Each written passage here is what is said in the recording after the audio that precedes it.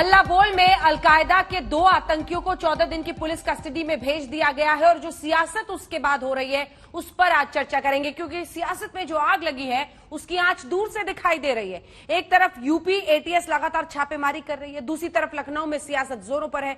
UP में अगले साल होने वाले चुनाव को लेकर सभी ने अपने अपने फायदे को देखते हुए सियासत का रुख ही मोड़ दिया है। अखिलेश यादव जहां इस पूरी कार्रवाई पर शक की सुई घुमा रहे हैं, वहां मायावती ने संदेश का दीवार इस पे खड़ी कर दी है। अब ऐसे में सबसे बड़ा सवाल कि क्या आतंकियों पर होगी सियासत? क्या यह सियासत सिर्फ चुनावी है? क्या आतंक को लेकर एक राय देश में बन ही नहीं सकती? ऐसे ही चुपते सवालों के साथ चर्चा करेंगे, लेकिन उससे पहले ये रिपोर्ट।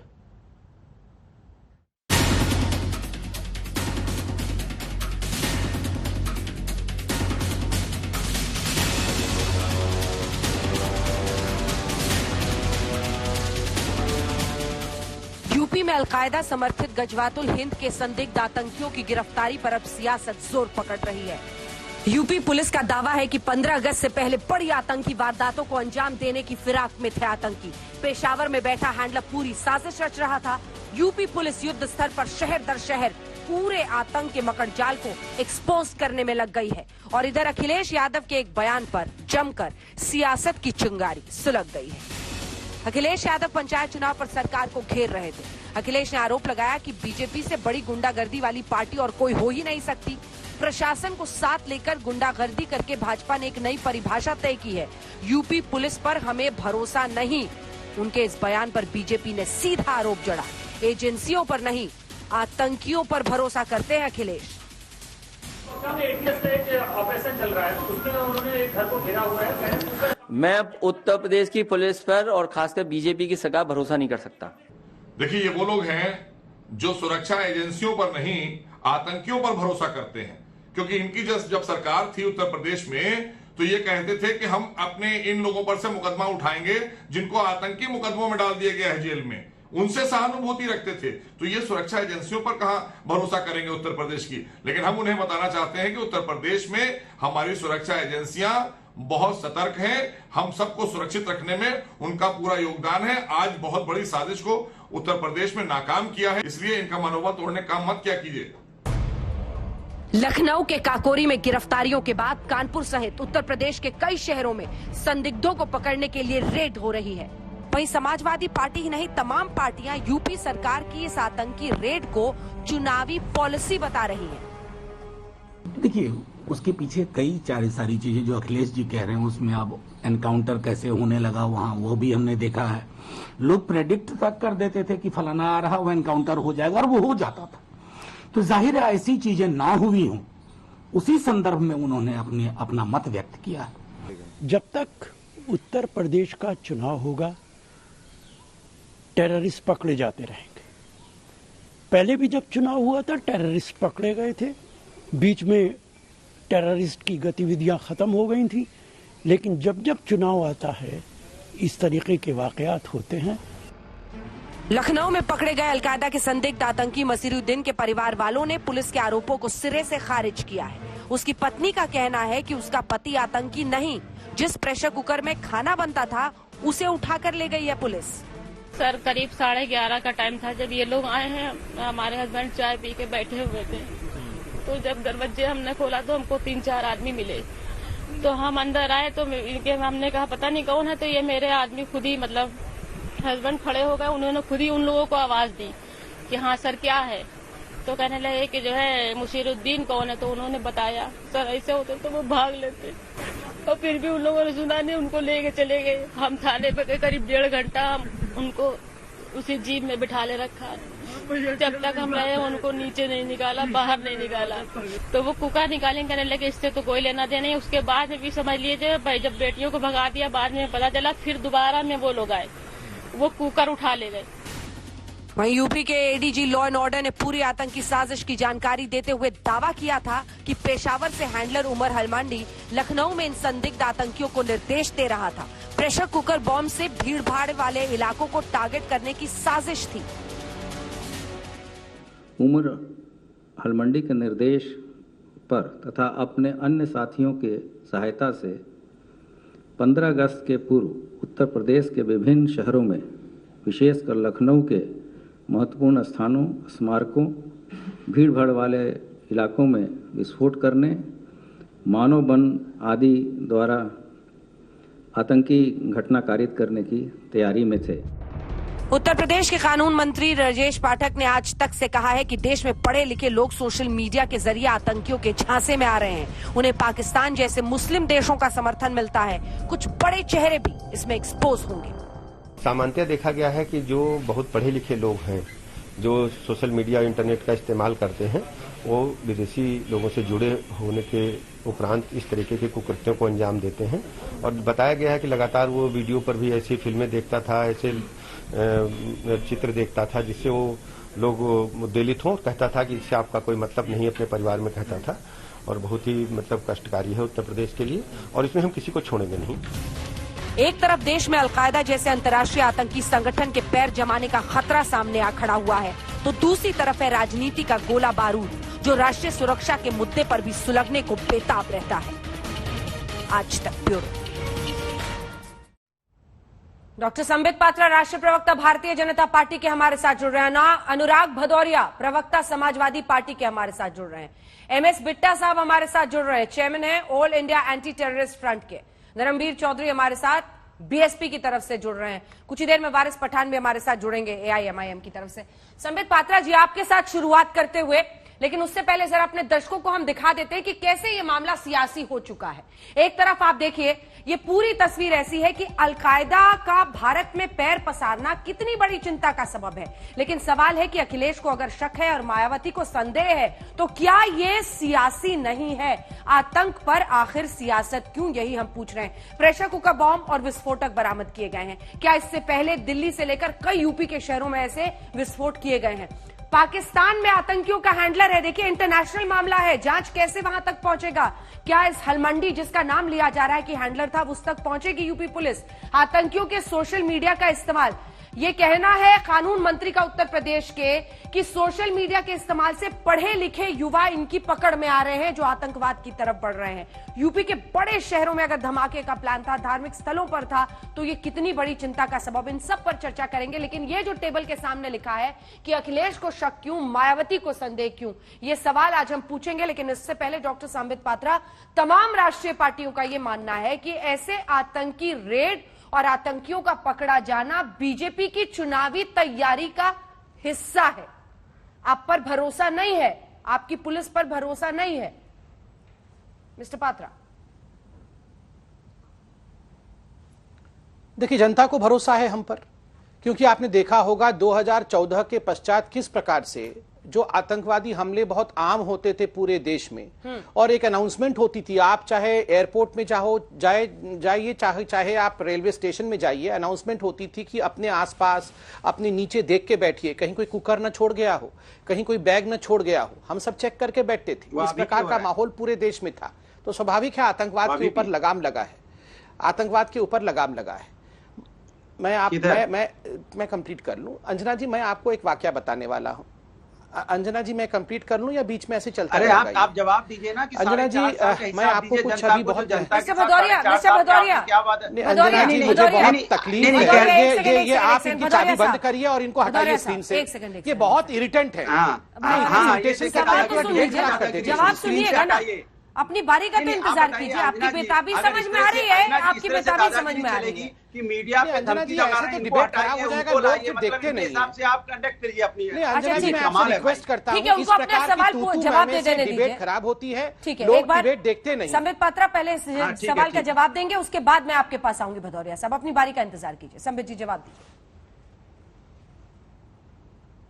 देखिए अंजना जी, ये पूरे विश्व में कहीं नहीं होता है। माफ करिएगा, ये केवल हिंदुस्तान में होता है कि आतंकवादी पकड़ा जाता है और उस पर डिबेट होता है कि अलकायदा के आतंकवादी को पकड़ना चाहिए था या नहीं पकड़ना चाहिए था, क्योंकि चुनाव हो रहा है। ये पूरे ब्रह्मांड में कहीं नहीं होता होगा, ये हमारे देश में होता है। धन्य है तुष्टीकरण, धन्य है तुष्टीकरण।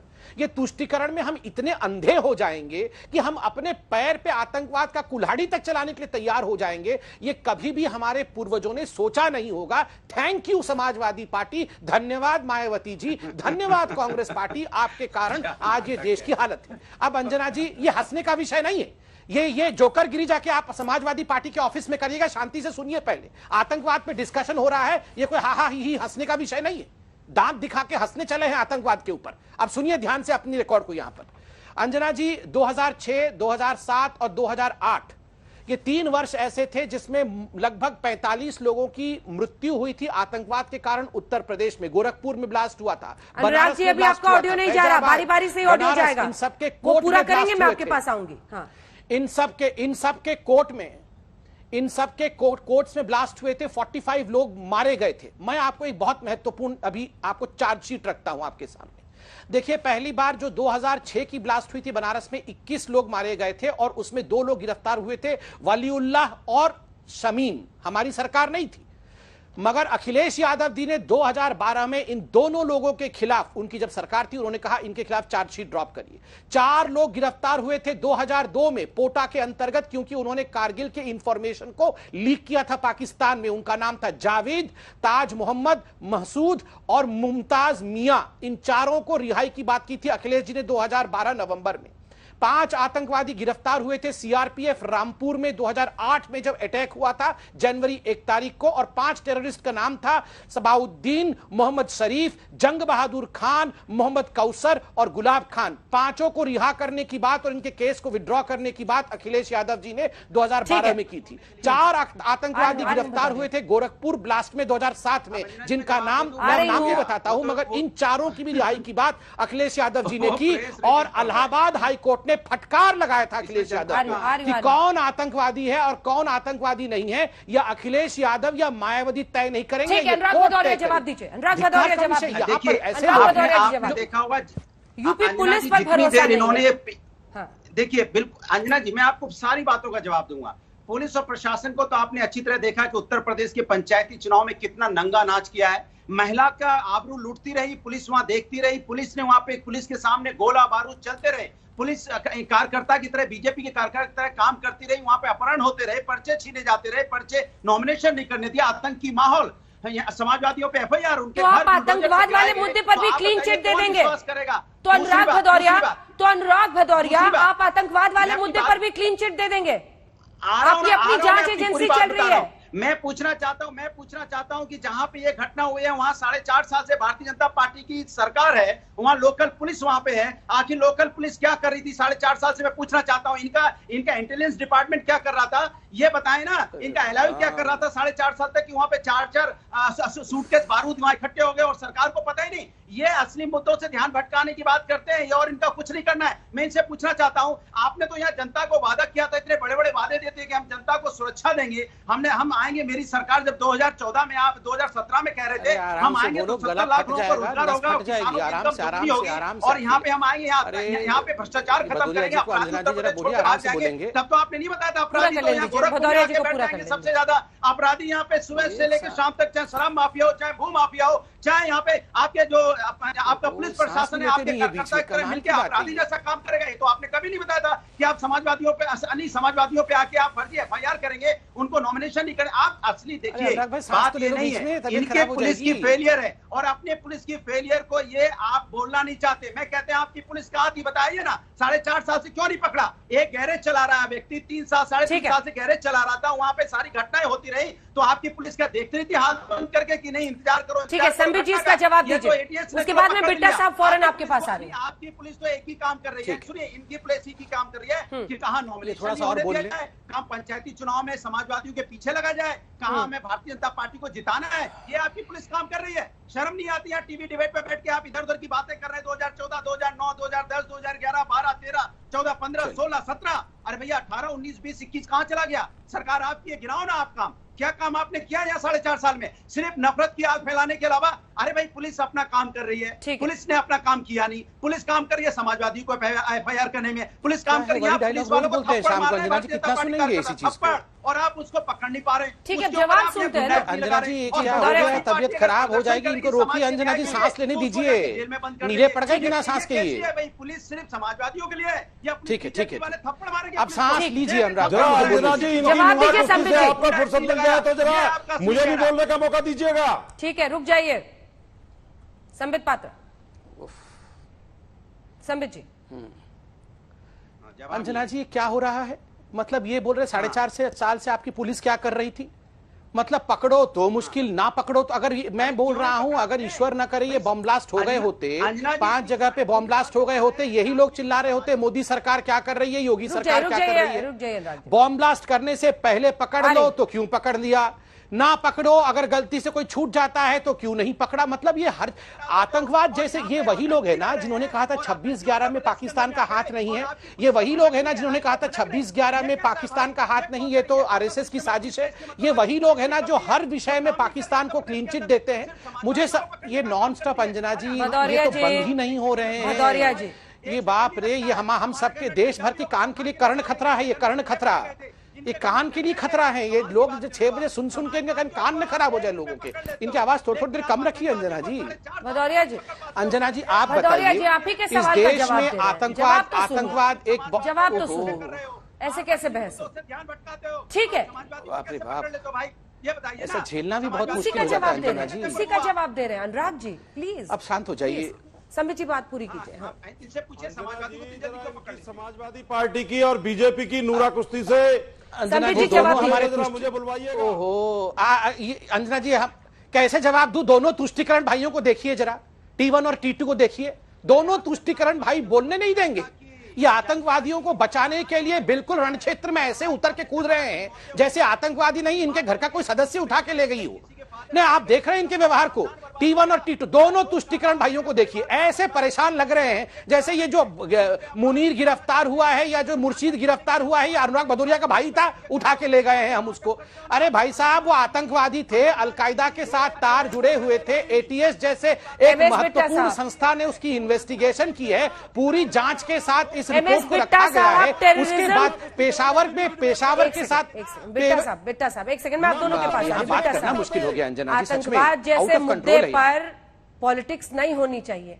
कितनी बार रिपीट करना पड़ेगा बिट्टा साहब, लेकिन कोई सुनने को तैयार नहीं। अंजना जी, मुझे बड़ा, मैं देखो 370 धारा के बाद आज हम आमो सामने हो रहे हैं। हम किसी मुद्दे के, जो हमारा मुद्दा, हम उसी पे खड़े होकर काम करते हैं आतंकवाद के खिलाफ। कोई पॉलिटिकल पार्टी से लेना देना नहीं है। सुबह से देख करके मन को इतना दुख, इतनी पीड़ा हो रही है। कहीं हमारी संस्था ये नारा शुरू से लगाती थी, ज्वाइन हैंड अगेंस्ट टेररिज्म, वार अगेंस्ट टेररिज्म। पंजाब के अंदर आतंकवाद कब समाप्त हुआ? जब सारी पॉलिटिकल पार्टियां एक मंच पे इकट्ठी हुई, मौत का कफन बांधा, 36,000 बेगुनाहों का कत्लेआम हुआ, और जब 1 साल के अंदर हमने आतंकवाद को समाप्त किया, सारी पॉलिटिकल पार्टियों ने। अरे सामने नजर आ रहा है कि आतंकवादी हैं, उनसे पकड़ा गया, हथियार पकड़े गए, अलकायदा से संबंध। और अभी किसी चैनल के अंदर आतंकवादी के भाई से सुन रहा था जो आतंकवादी सऊदी अरब में था, कब से जा चुका था वहां पे। सारी चीजें सामने आ चुकी हैं। आज हमारी आतंकवाद के मुद्दे के ऊपर उन आतंकवादियों के लिए खड़े होंगे, बहस होगी। खुदा न खास्ता कहीं राम जन्मभूमि, मथुरा, काशी अगर बम ब्लास्ट हो जाते तो अंजना जी मुझे बताइए क्या हालात होते इस देश के। जहां तक आतंकवाद का सवाल है, हम उस हर व्यक्ति के साथ, हर नेता के साथ खड़े होते जो इसको समाप्त करने की कोशिश करता है। हमने अपने जीवन के, शरीर के हिस्से गंवाए, अपने रिश्तेदार, दोस्त, पॉलिटिकल पार्टियों के लोग चले गए। मुझे बताइए अंजना जी, बॉम्बे में ब्लास्ट होते थे ट्रेनों में, 26/11 की घटना होती थी, पार्लियामेंट के ऊपर हमला होता था, दीवानी के दिनों के अंदर आपने खुद देखा होगा जगह जगह पे ब्लास्ट होते थे। कश्मीर के अंदर रोज गोलियां चलती थी, तिरंगे झंडे का अपमान होता था, दीनानगर की घटना होती थी। अंजना जी, मेरा आपसे एक सवाल है, मैं किसी बहस में नहीं पढ़ना चाहता। आतंकवाद के मुद्दे के ऊपर कितनी लगाम लगी? जो आतंकवादी घटना कर रहे होते हैं उनको सेंटर की इंटेलिजेंस एजेंसी हो या स्टेट पुलिस हो या जो भी इनका सिस्टम है, वो पकड़ के लोगों के सामने ले आते हैं। वाकया तो नहीं हुआ, कोई बम ब्लास्ट तो नहीं हुआ, किसी बेगुनाह का कत्लेआम तो नहीं हुआ, कोई गोलियों से तो नहीं भुना गया जी। मेरा सवाल है अंजना जी आपसे, मैं किसी से बहस में नहीं पढ़ना चाहता। ये राजनीतिक लड़ाइयां चलती रहे, करते रहे। मेरे हाथ जोड़ के सबको निवेदन है, मैं 40 kilo RDX, 45 kilo RDX, 100 kilo अपने शरीर पे झेला है, जिन पे चलता है। ठीक है, भदौरिया साहब जवाब दे रहे हैं। हाँ, भदौरिया साहब मैं जवाब दे रहा हूं। मेरा एक ही सवाल है, मुझे लगता है बिट्टा जी जवाब देंगे। ये भारतीय जनता पार्टी के झूठ जुमलावाद जो आतंकवाद है, झूठ जुमले का आतंकवाद, इससे जनता को कब निजात मिलेगी बताइए ना, जिसकी वजह से पूरे देश की जनता परेशान है। आपको पता है कितने झूठ जुमलेबाज से पूरे देश की जनता करा रही है, आपको मालूम है ना? जाने कितने कोविड में लोगों की मौतें हो गई, परिवार का परिवार खत्म हो गया, हजारों लोग मर गए। इनके झूठे आतंकवाद से कब बचेंगे? इन्होंने देश की अर्थव्यवस्था को कहां से कहां पहुंचा दिया। ये झूठ जुमला किया था कि हम देश की 5 ट्रिलियन इकोनॉमी बनाएंगे। आज हिंदुस्तान यहाँ पे बांग्लादेश और दूसरे देशों से हमारी अर्थव्यवस्था टूट चुकी है। इससे हम कब निजात पाएंगे? कब निजात पाएंगे? तो देश को सपना दिखाया गया था डीजल पेट्रोल की कीमत या 30-35 रुपए हो जाएगी, जब भारतीय जनता पार्टी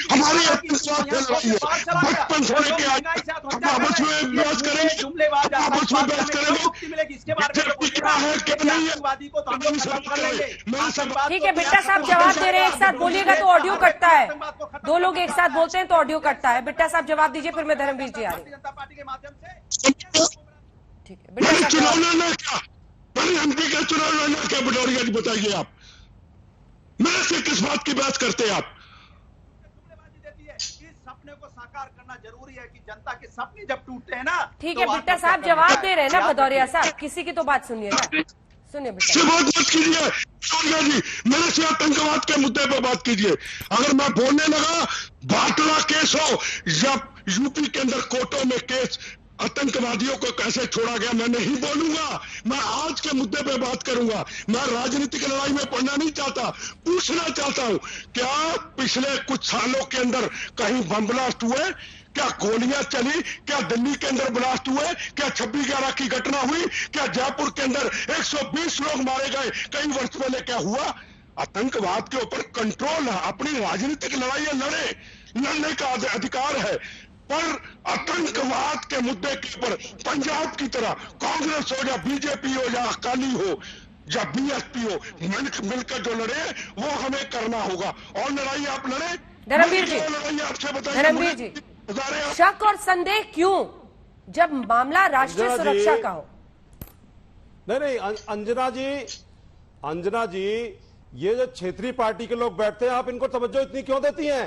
धर्मवीर जी, सवाल का जवाब देना है तो दीजिए। बीजेपी और समाजवादी मैं तय करूंगी कि मुझे किससे सवाल लेना है, किससे जवाब लेना है। पहले जवाब दीजिए। समाजवादी पार्टी के गुंडे हमला करते थे प्रदेश की 22 करोड़ जनता पर, और आज बीजेपी की पुलिस गुंडों के रूप में हमला कर रही है आम आदमी के ऊपर। आज 400 से ज्यादा किसान मर चुके हैं बॉर्डर पे, लेकिन सरकार के कान पर जू नहीं लग रही है। ये किसानों को आतंकवादी और खालिस्तानी बताने वाले लोग ये बताएंगे राष्ट्रवाद और आतंकवाद क्या होता है इस देश की जनता को। और चुनाव आते आते इस देश में ऐसे हजारों बेकसूर पकड़े जाएंगे। ये पुलिस इनकी इंटेलिजेंस फेल क्यों हुई? ये क्या कर रही है पुलिस इनकी? ये आतंकवादी कहां से आ गए? रात में पुलिस किसी का भी दरवाजा खटखटाएगी और गिरफ्तार कर लेगी। यह कानून का राज नहीं है। ये संबित पात्रा जी बताएं धर्मवीर जी, अफगानिस्तान में कौन दोनों तरफ से बैटिंग कर रहे हैं, दोनों तरफ से बैटिंग कर रहे हैं। पहले कह रहे हैं इंटेलिजेंस क्यों फेल हुई, फिर कह रहे हैं कि आधी रात में जाकर क्यों पकड़ा। कौन जवाब देगा उसके लिए? ठीक है, संबित जी जवाब दीजिए। चलिए अंजना जी, अब मैं बात कर लूं। अंजना जी, मैं तो सोच रहा था कि कैसे कैसे डिबेट करना पड़ता है, क्या क्या डिबेट करना पड़ता है। अंजना जी, ये वो देश है, माफ करिएगा मैं बहुत इमोशनल होकर बता रहा हूं कुछ चीजें, ये वो देश है जहां आतंकवादियों को बचाने के लिए सिद्ध हुए आतंकवादी बुरहान वानी को अंजना जी प्लीज, मैं बोलूंगा नहीं जब तक कि इनकी आवाज को आप लोग नहीं रखेंगे। मैं ऐसे लड़ नहीं सकता अंजना जी। अंजना जी कोई बात नहीं, मैं डिबेट में शांत बैठता हूँ, इस प्रकार चिल्लाकर मैं पार्टिसिपेट नहीं कर सकता। मैं बिल्कुल तो अलकायदा पर क्यों आखिर अपना अपना कायदा। संबित पात्रा जी, दोनों की ही बातों का ब्रेक के पहले आपको जवाब देना था, जवाब दीजिए प्लीज। अपनी अपनी बारी में बोलिए, मैं सबके पास आऊंगी, नाम लेकर बोलूंगी, अपनी बारी में बोलिए ताकि वक्त जाया ना हो एक दूसरे को चुप कराने में। संबित पात्रा जी। देखिए अंजना जी, बहुत ही इमोशनली एक बात कहता हूं, ये वह देश बन गया है आज तुष्टीकरण के कारण, जहां एक सिद्ध आतंकवादी बुरहान वानी को हेडमास्टर, गरीब बेचारा हेडमास्टर का बेटा बताया जाता है। तीनों कोर्ट से फांसी की सजा पाए याकूब मेमन जैसे कुख्यात आतंकवादी को कहा जाता है he was hanged because he was a Muslim. वहां भी धर्म का कार्ड खेला जाता है। अफजल गुरु जैसे जिसको फांसी मिला है सर्वोच्च न्यायालय से, उसके लिए कहा जाता है अफजल हम शर्मिंदा हैं, तेरे कातिल अर्थात सुप्रीम कोर्ट के जज जिंदा हैं। यह वह देश है जहां बाटला हाउस एनकाउंटर में मोहन चंद शर्मा जैसा इंस्पेक्टर, जिसने अपने छाती पे गोली खाए ताकि मेरे और आपके बच्चे सुरक्षित रहे, उसको हम गड्ढे में डाल देते हैं, उसके खिलाफत करते हैं ताकि हम आतंकवादियों को बचा सके। अंजना जी, अगर यह सब होएगा तो बट नेचुरल है। हाफिज सईद ने एक बार अपने इंटरव्यू में कहा था ना कि भारत में कुछ ऐसी पॉलिटिकल पार्टीज है जो बहुत अच्छी हैं, वो भाजपा की तरह नहीं है, बहुत अच्छी है और मैं उनसे बहुत प्यार करता हूं। स्वाभाविक है समाजवादी पार्टी, बसपा और कांग्रेस इस प्रकार से अगर आतंकवाद को लेकर बिहेव करेगी तो हाफिज सईद तो इनसे प्यार करेगा ही। रविदास मेहरोत्रा जी को देखा है, कई बार विधायक रहे हैं आप रविदास जी, आप बताइए ऐसी बात कहनी चाहिए जब आपको अलकायदा के संगठन से सीधे सीधे लिंक मिल रहा है, यूपी पुलिस को शक के दायरे में खड़ा कर देंगे? देखिए अंजना जी, हाँ, आप पूरी बात समझी नहीं। बात यह है कि हम लोग आतंकवाद के खिलाफ हैं, ठीक है, लेकिन फर्जी तरीके से बेगुनाह लोगों को अगर बंद करने की कार्रवाई होगी तो कैसे पता चल गया आपको कि फर्जी है? हम कोई कभी ये नहीं कहते। अरे मेहरोत्रा जी, कैसे पता चल गया कि काकोरी इलाके से जिन्हें पकड़ा वो फर्जी है? कैसे पता चला? हम वही सुनिए, अभी हम ये कहा कह रहे हैं कि हम ये कह रहे हैं कि जो आतंकवादी हैं वो उसका कोई धर्म नहीं है। आतंकवादी ना हिंदू है ना मुसलमान है, वो आतंकवादी हैं, उनको आतंकवादी समझिए। लेकिन केवल जो है ये कह करके कि आतंकवादी मुसलमानी है या आतंकवादी को जात का है, कौन बोला? तो हमारा मानना ये है कि आतंकवादी आतंकवादी है। और ये भारतीय जनता पार्टी जो है, ये भारतीय जनता पार्टी उसको जो है, पुजारी कौन बोल रहा है? आतंकवादी को तो आतंकवादी बोल रहे हैं आज तक। अरे उसको रसोईया कहां बोल रहे हैं हम? ये सब हमको मिलकर पागल करेंगे। मेहरोत्रा जी, आतंकवादी को रसोईया कौन बोल रहा है? किसी ने रसोईया बोला उसको? नहीं, आप बताइए, आतंकवादी को आतंकवादी बोलिए, आतंकवादी को बताइए, आतंकवादी को तो आतंकवादी ही बोल रहे हैं। कमाल है। संबित जी सुन लीजिए, मेहरोत्रा सुनेंगे, बताइए बेतुकी जवाब। सुनिए, आतंकवादी को आतंकवादी बोलिए। संबित जी थोड़ा रसोईया कौन बोल रहा है आतंकवादी को? संबित जी थोड़ा हाँ सुनते हैं। आप जब बोल रहे थे, बोलिए का अहंकार मत रखिए, बोलिए बहुत सत्ता का अहंकार है। बोलिए, तबियत इनके अंदर जो है बहुत सत्ता का अहंकार हो गया है। जब और लोग बोलते हैं तो चुप कर। अरे कोई सत्ता का अहंकार नहीं है मेहरोत्रा भाई साहब, आप बड़े हैं, मगर आतंकवादी को आतंकवादी तो कह रहे हैं, उसको कोई कार का ड्राइवर या रसोईया थोड़ी बोल रहे हैं। आप क्या बोलना चाहते हैं? वापस मेहरोत्रा जी आतंकवाद के मुद्दे पर आते हैं। आप जो बात कह रहे हैं उस पर बिट्टा जी भी जवाब देना चाह रहे हैं। बिट्टा जी सुना आपने इनको? ये बोल रहे थे, हम सुन रहे थे, अब हम बोल रहे हैं, ये क्यों बोल रहे हैं? असल में भारतीय जनता पार्टी, आपको कैसे पता चला कि वो आतंकवादी नहीं है? मेहरोत्रा जी आपसे पूछ रहे हैं, बिट्टा जी एक सवाल पूछ रहे हैं। अरे मेहरोत्रा जी आप ही से पूछ रहे हैं, बिट्टा साहब सुन के जवाब दीजिए ना। आतंकवादियों के लिए खड़े हो जाते, मेरे पिता समान है आप। गंदी राजनीति करते हैं, आतंकवादियों के लिए खड़े होते हैं, खुले तौर पर खड़े होते हैं। कितनी जिंदगी हमारी बताइए, मेरी आपकी किसकी कितनी आतंकवादियों के खिलाफ हमें पता नहीं। पहले बात समझिए का प्रयास करिए। हम लोग आतंकवादियों के खिलाफ हैं और आतंकवाद को रोकने में भारतीय जनता पार्टी की सरकार फेल हो गई है। भारतीय जनता पार्टी की सरकार ने और भारतीय जनता पार्टी सरकार बनाने के बाद भारतीय जनता पार्टी ने 7 साल में एक बार भी मीटिंग करने का काम नहीं किया। मीटिंग करने का काम नहीं किया। आतंकवाद के खिलाफ दर्द हो जाएगा हाथ ऐसे करते करते। मेहरोत्रा जी थोड़ा हाथ को आराम तो दीजिए, अब मैं आता हूँ। मीटिंग करने का काम नहीं किया। ये भारतीय जनता पार्टी के कारण से ये आतंकवाद को ढूंढने का काम करते हैं। ये भारतीय जनता पार्टी के बहुत से टीम के लोग हैं जो भारतीय जनता पार्टी को सेव करने का काम करते हैं। अंजना जी, मेहरोत्रा जी के हाथ में दर्द हो जाएगा, आराम दीजिए, मैं तो उत्तर देता हूँ। बी टीम कहाँ से? बी टीम कहाँ से? मतलब देश में हमने आतंकवाद फैला दिया, क्या बोलते हैं ये सब, पता नहीं कहाँ से आए हैं। सुनिए, ठीक है, ठीक है मेहरोत्रा जी, हो गया। ओहो अंजना जी क्या सब बोलते हैं ये दिखाइए, लोग, भदौरिया साहब को भी दिखाइए। क्या सब बोल रहे हैं कुछ नहीं बताइए। मतलब बिना पढ़े आते हैं, बोल रहे हैं हम लोग ने आतंकवादी फैला दिया, देश में पहले आतंकवादी नहीं था। ये भदौरिया जी क्या बोलते हैं सब? क्या अंजना जी आप दो समाजवादी आप इस तरह से तो ठीक अरे क्या बोलते हैं आप बिना पढ़ के? साहब क्या बोल रहे हैं रविदास जी? आप? हो गया सर, अब जवाब सुनिए। अरे रवि जी क्या बोल रहे हैं आप? अरे रवि जी क्या बोल रहे हैं आप? बोल रहे हैं आतंकवाद हम लेके आए हैं, क्या बोल रहे हैं आप? ना बिट्टा जी को बोलने दे रहे हैं। ऐसा है अंजना जी, एक बार बिट्टा जी बोल ले, फिर बारी बारी से आ रही हूँ भदौरिया जी। हम सब पात्रा जी हो। अरे वो तो इसलिए हुआ ना भदौरिया साहब कि आपने बहुत लेट से कंफर्मेशन दिया। आपने पहले कहा था आप नहीं आएंगे, तो हमने भदौरिया मेहरोत्रा साहब को बुलाया। एक सेकंड प्लीज, आवाज सबकी नीचे कीजिए प्लीज, एक साथ मत बोलिए प्लीज। मिस्टर भदौरिया, आपने कहा था आप नहीं आएंगे, तो हमने मेहरोत्रा साहब को बुलाया। जब आपने लास्ट में कंफर्मेशन किया तो हमने आपको शामिल किया, इसीलिए ये हुआ है। और आप ये समझिए कि आप लोग इतना लेट सलेट तय करते हैं। रुकिए, अब एक बारी में अपने अपने बारे में बोलिए। बिट्टा जी आपने जो जब सुना है मेहरोत्रा जी की बात, उसका जवाब दीजिए प्लीज। अपनी बारी में बोलिए, मैं सबके पास आऊंगी, आपके पास भी भदौरिया जी, पात्रा जी आपके पास भी, और धर्मवीर जी। बिट्टा साहब देखो, ये मेरे पिता समान है जो बैठे थे सामने, रविदास जी। कितनी उम्र होगी इनकी? 70-75 होगी। मैं इनसे उम्र में बड़ा छोटा हूं। मैं बचपन के अंदर ही राजनीति को छोड़ दिया कि आतंकवाद के मुद्दे को नहीं छोड़ा। बड़ा कुछ रास्ते में मिला, मैं कहा ले जाओ, मौत मेरी दोस्त है, मैं मौत के साथ लेके चलता हूं।